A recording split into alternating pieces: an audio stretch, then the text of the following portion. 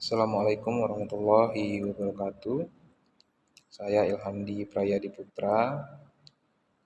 Pada kesempatan kali ini saya akan menjelaskan tugas dari ujian akhir semester untuk mata kuliah Manajemen Sumber Daya Manusia yang diampu oleh Ibu Profesor Dr. Hajah Sri Indastuti. Saya adalah mahasiswa Pascasarjana Universitas Islam Riau, program studi ilmu administrasi kelas 1B. Baik, kita langsung saja. Pada pertanyaan pertama, yaitu apa saja faktor yang mendukung kinerja pegawai pada instansi tempat saudara bekerja? Jelaskan dan bagaimana pengaruhnya terhadap kepuasan kerja pegawai. Paparkan dengan lengkap. Lalu faktor apa saja yang dapat mendukung komitmen organisasi pada instansi tempat saudara bekerja? Jelaskan dan bagaimana pengaruhnya terhadap daya organisasi. Saya bekerja di bagian protokol dan komunikasi pimpinan Setda Kabupaten Rokan Hulu. Nah, di bagian protokol itu terdiri dari 26 orang, yang mana terbagi dalam 3 subbagian, yaitu subbagian protokol, subbagian dokumentasi, dan subbagian komunikasi pimpinan. Nah, yang mendukung kinerja pada pegawai di sana yang pertama adalah skill atau kemampuan dasar untuk menyelesaikan pekerjaan yang bersifat administratif, lalu kemudian kemampuan tertentu seperti kemampuan untuk desain, kemampuan untuk membuat pidato, kemampuan untuk melakukan editing video, pemotretan. Nah, itu semua dibagi tugasnya sesuai dengan tupoksinya masing-masing. Kadang yang menjadi permasalahan di sana adalah sumber daya yang terbatas, di mana setiap harinya kita selalu melakukan agenda pimpinan yang jumlahnya cukup banyak, terkadang 3, terkadang 4, sementara anggota untuk subbagian dokumentasi misalnya hanya ada 5 orang. Jadi terkadang itu yang menyebabkan pekerjaan itu menjadi kurang maksimal, karena satu orang bisa meliput acara 2, terkadang 3 acara dalam satu hari. Kemudian esoknya diulang lagi. Nah, hal itu ya yang membuat mereka akhirnya menurun staminanya, capek misalnya kan. Lalu kemudian masalah kedisiplinan. Pada bagian protokol, untuk orang-orang yang bertugas di lapangan memang mendapatkan dispensasi.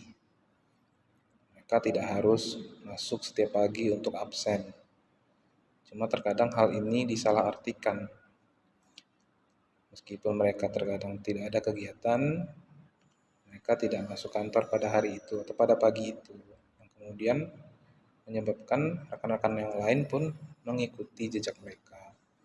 Hal inilah yang seharusnya menjadi perhatian baik bagi Kasubag maupun bagi kepala bagiannya untuk menerapkan sanksi atau bersikap tegas terhadap karyawan yang tidak bisa mendisiplinkan dirinya.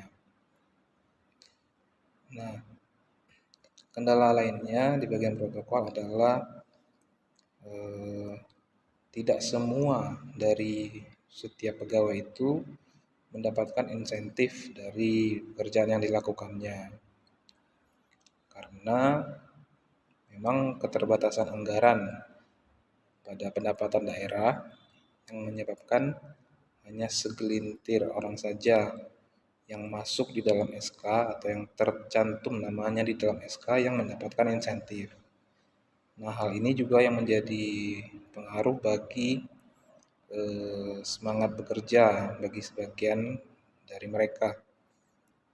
Memang tidak semuanya mendapat insentif, sehingga ada yang bekerja dengan maksimal, ada yang bekerja sekedarnya saja. Lalu kemudian kita lanjut pada yang B. Faktor apa saja yang dapat mendukung komitmen organisasi pada instansi tempat saudara bekerja? Jelaskan dan bagaimana pengaruhnya terhadap organisasi. Yang paling penting di sini adalah pada bagian protokol itu diperlukan ketegasan dari Kasubag, ketegasan dari kepala bagian, yang mana pada bagian protokol pada saat ini masih diisi oleh pelaksana tugas. Jadi belum ada kepala bagian yang definitif. Sehingga hal inilah yang menyebabkan masih belum terlaksananya dengan baik kegiatan-kegiatan maupun hal-hal yang bersifat mandatori di bagian protokol, karena keterbatasan dari kemampuan pelaksana tugas yang juga merangkap sebagai kasubag, yang juga merangkap sebagai koordinator acara, maka hal itulah yang menyebabkan kegiatan pada bagian protokol, baik dari orang-orangnya, baik dari pelaksanaan pekerjaannya, terkadang menjadi kurang maksimal. Memang harus diperlukan sebuah kesepakatan bagi setiap kepala subbagian untuk menguasai bidangnya masing-masing. Yang mana sekarang ini 3 orang kasubagnya bisa dibilang bukan berasal dari jurusan atau bukan orang-orang yang sudah berpengalaman banyak pada subbagian yang mereka handle. Jadi memang hal inilah yang harus menjadi perhatian bagi bagian protokol dan komunikasi pimpinan Setda Kabupaten Rokan Hulu. Untuk pertanyaan kedua, kenapa organisasi melakukan re-engineering dan restrukturisasi? Apa yang membedakannya? Beri contoh organisasi tersebut secara masing-masing untuk organisasi profit motif dan sosial motif. Re-engineering adalah, kalau bahasa Indonesianya adalah rekayasa ulang, yaitu perancangan ulang secara proses bisnis yang berjalan saat ini dengan penekanan pada pengurangan biaya dan waktu siklus agar terjadi peningkatan kepuasan pelanggan. Re-engineering sangat mungkin dilakukan karena kebanyakan dalam organisasi terdapat sekat-sekat departemen dan unit kerja. Tidak ada kepemilikan proses secara individu dan kadang di luar kendali. Akibat hal-hal tersebut, biaya dan waktu siklus menjadi buruk dan berakibat pada rendahnya kepuasan pelanggan. Sementara restrukturisasi adalah pengurangan atau downsizing, right sizing atau penghilangan lapisan atau delayering. Adalah suatu proses mengurangi ukuran perusahaan dalam artian jumlah karyawan, jumlah divisi atau unit, dan tingkat hierarki dalam struktur organisasi perusahaan. Pengurangan ini dimaksudkan untuk meningkatkan efisiensi dan efektivitas. Restrukturisasi berpihak pada kepentingan pemegang saham daripada kepentingan karyawan. Beberapa perusahaan melakukan restrukturisasi setelah melakukan benchmarking, yang merupakan cara untuk membandingkan perusahaan dengan perusahaan terbaik yang ada pada industri dalam kriteria yang luas. Berapa rasio benchmarking yang biasa dipakai untuk melakukan restrukturisasi? Antara lain adalah perbandingan volume penjualan atau staf perusahaan dengan karyawan operasional atau bentuk lingkup kendali. Manfaat utama dari restrukturisasi adalah pengurangan biaya. Ia dapat menyelamatkan perusahaan dari persaingan global dan keruntuhan. Selain itu, restrukturisasi juga memiliki beberapa kelemahan. Antara lain adalah mengurangi komitmen karyawan, kreativitas, dan inovasi yang mengiringi ketidakpastian dan trauma yang berhubungan dengan penundaan pemecatan karyawan yang sesungguhnya, serta banyak orang yang tidak berambisi menjadi manajer dan banyak manajer yang mencoba keluar dari jalur manajemen.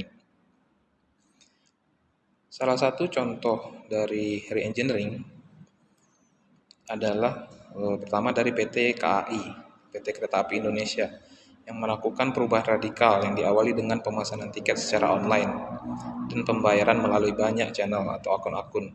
Ini mempengaruhi kemudahan bagi pelanggan yang awalnya harus mengantri untuk memesan di stasiun, kini bisa dilakukan di mana saja secara mobile atau secara online.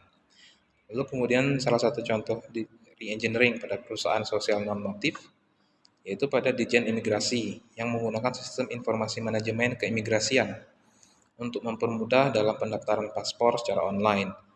Sistem ini memangkas banyak waktu untuk proses pendaftaran, penyerahan dokumen, sampai dikeluarkannya paspor. Pemangkasan waktu yang terjadi yang awalnya bisa 3 minggu, sekarang dapat diselesaikan dalam waktu 3 hari hingga 1 minggu saja.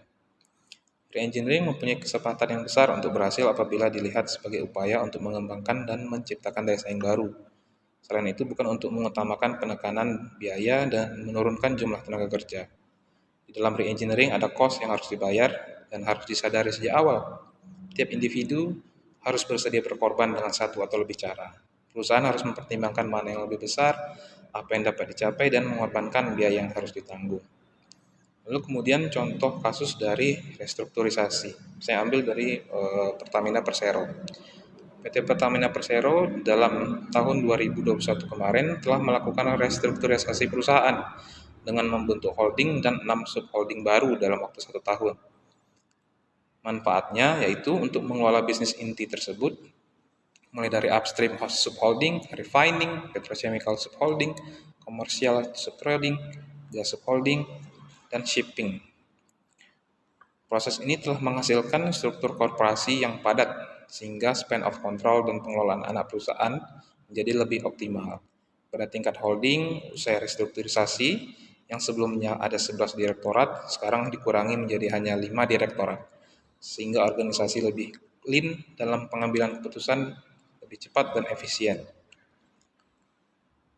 Operasional diturunkan ke anak perusahaan, maka holding ini lebih fokus ke bagaimana kita mengembangkan bisnis ke depan.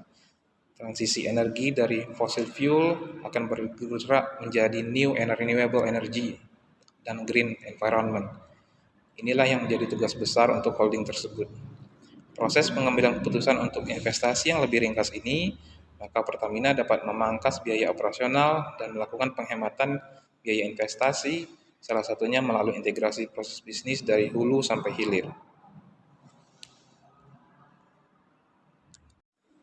Lalu untuk pertanyaan ketiga, analisis instansi tempat saudara bekerja dengan menggunakan Boston Consulting Group. Apa saran saudara yang sebaiknya dilakukan untuk menghadapi kondisi instansi saudara tersebut? Boston Consulting Group ini adalah salah satu dari 3 perusahaan konsultan paling terkemuka di dunia. Jadi kalau menurut saya, yang pertama kali harus dilakukan pada instansi tempat saya bekerja, yaitu bagian protokol dan komunikasi pimpinan, yaitu harus menetapkan kepala bagian secara definitif dulu, karena kepala bagian itu adalah penentu keputusan dan kebijakan paling tertinggi. Lalu kemudian setelah itu baru dilakukan pembenahan di lini bawah, yaitu kepala subbagian, dengan menekankan kepada mereka masing-masing akan tugas pokok dan fungsinya, dan memang harus dijalankan sesuai dengan tupoksinya masing-masing. Lalu kemudian baru memberikan pengarahan bagi para pegawai atau karyawan yang di bawahnya tentang perlunya kedisiplinan, perlunya loyalitas dalam pekerjaan, dan kemudian insentif maupun reward adalah suatu tambahan. Karena pada hakikatnya seorang ASN itu adalah pelayan bagi masyarakat.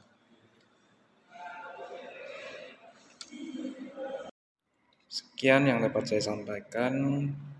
Kurang lebihnya saya mohon maaf untuk mata kuliah MSDM ini. Terima kasih. Wassalamualaikum warahmatullahi wabarakatuh.